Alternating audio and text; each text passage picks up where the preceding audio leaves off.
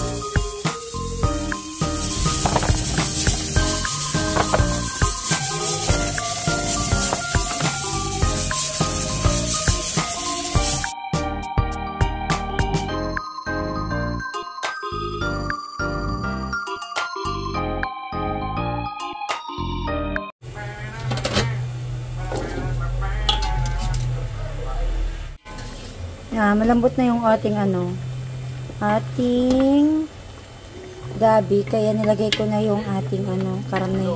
So kahit konti yung sabaw, inano ko muna yung karne para sumiksik yung lasa. Kasi nga nabaliktad nga yung proseso ko.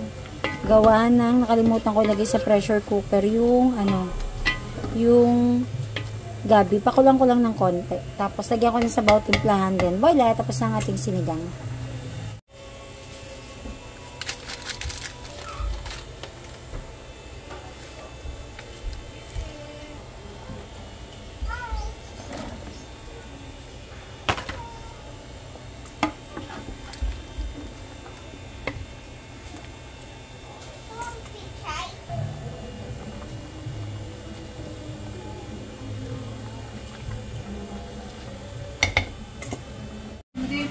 Kain na tayo guys. Ito na yung ating sinigang na nakalimutan.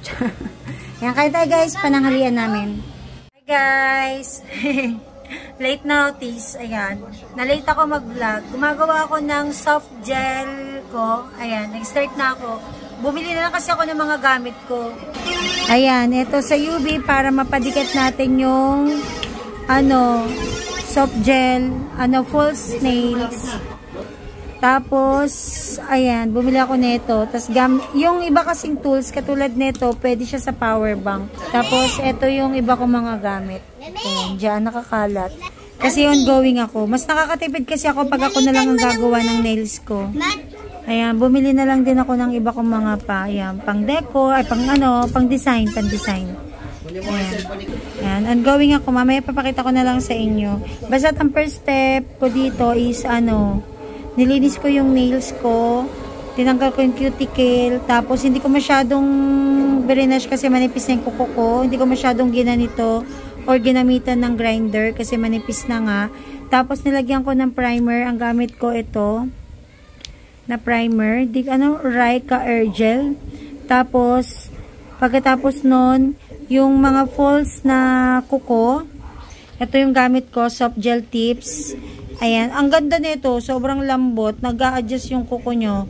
Ang ginawa ko muna yan, grinder ko muna, ilalim at ibabaw para kapag nilagyan ng glue, kapit na kapit. Ayan guys, yung maitim dyan, kasi iyan yung color ng original na kuko ko, gawa nung naglagay ako ng color black sa yung kinulayan ko yung buhok ni Sikel. So hanggang ngayon din natanggal. Ayaw ko na siyang i-grinder kasi pag grinder ko, sobrang ninipis na yung kuko ko. Total matatakpan naman. So, ayan. Nakabit ko na at nakat ko na. Meron din akong pangkat na binili. Ayan. Mura lang to. 60 pesos lang. Pero nakakakat naman. Ayan nga, oh. Yung mga nakat niya, oh.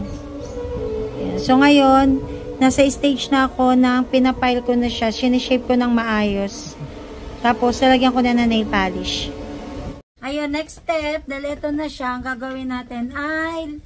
Kasi ko siya, ginamitan ko siya netong labaha. Ano ba tawag dito din? Basta ito, nail pie, ayun, ginamitan ko siya. So, kapag, na siya, yan, nakuha niya na yung gusto yung shape, kasi ito shape ko na to na gusto, ang gagawin ninyo is, lilinisan nyo siya ng alcohol. Yan. Alcohol ang panglinis. Tapos, gagamitan ko lang siya ng wipes. Yan. O, diba, nalinis na rin yung mismo kuko. Kasi may mga alikabok yan nung pag-grind ko kanina, grinder ko kanina, tapos, at the same time, ang bilis mag-charge. Oo nga eh. Yan. Wait lang, gusto din konti. Ano ba sinabi ko kanina? Na-distract kasi ako eh. Yan. So, ito na siya. So, yung gusto kong shape, yung ko na dyan, nasunod, ayan. Ang cool kasi nanonood din sila. Ayan, kanya-kanya kami dito ng buhay. So, ito. Ang next step na dito is maglalagay na tayo ng base coat. Ayan. Tapos, nail polish. Ito. Base coat na tayo. Yung brand na gagamitin ko is Ankyo. Ayan. Unbranded siya. Pero ganito ang itsura niya. Ayan. Matagal ko na itong ginagamit. Ayan, ganito lang. Madali lang naman ilagay yung base coat. Pag nalagyan na natin lahat, i-UV lang natin. So, i-applyan ko lang lahat. Ayan, next, magana tayo ng 60 seconds. Ayan, ito yung sa base coat pa lang, ah.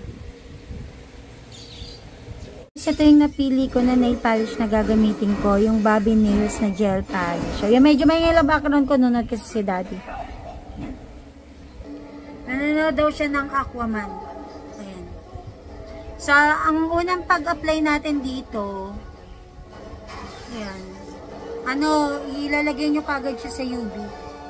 Parang ganito lang. Gawin ko lang the rest ng aking finger.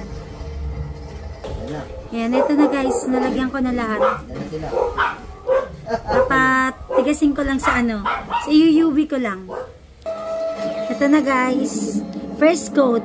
So, maglalagay na ako ng design para sa para sa pag nag-second coat ako, ito naka-second coat, ito hindi. Ang naka-second coat pala ay itong tatlo, ito, tsaka to. Ayan, pakita ko sa inyo later. Yan, next naman, lalagyan ko na siya ng ito, glitters. So, lalagyan ko lang ito, tsaka to.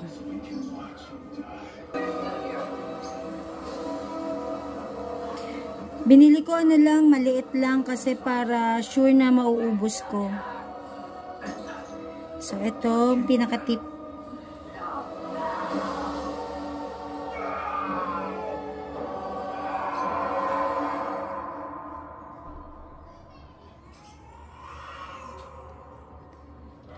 Diba ang kulit ng background ko?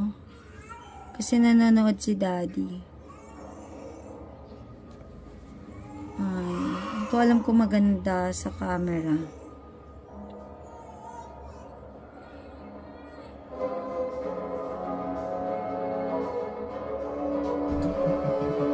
Eh, cute. Ang ganda.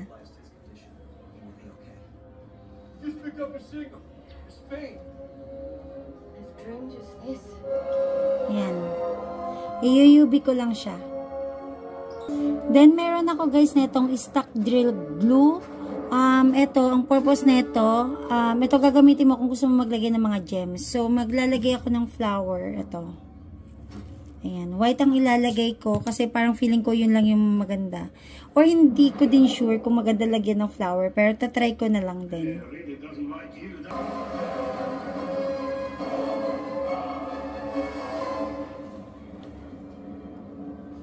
Made a lot of progress, Doc. I destroyed the furnace before we finished the job, but we were damn close. One well-placed missile should do the trick.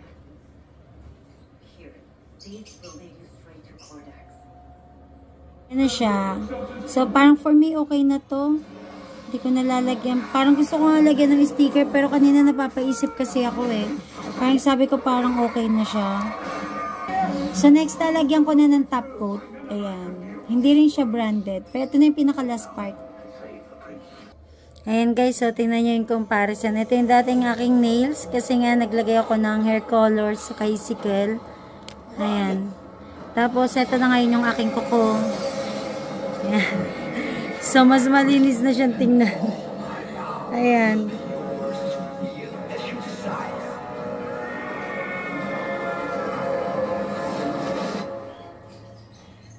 So, gawin ko lang yung other side ng aking kamay. We have a visitor. Bisita kami ulit. Sila Titina. Ayan guys, natapos na yung aking nails. Ito na siya, close up.